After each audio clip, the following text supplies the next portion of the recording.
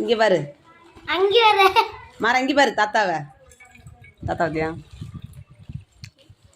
அதியா யார் சொன்ன உங்க கண்ணாடின்னு? அது பேரை எழுதியா இருக்கு பேரு?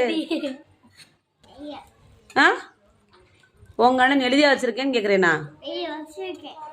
என்ன என்ன எழுதி வச்சிருக்கு அதுல?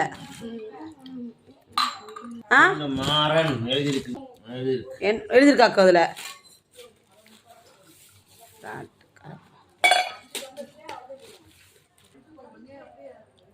பாரு மது வரங்க போய் பாரு பாத்தியாக்கா?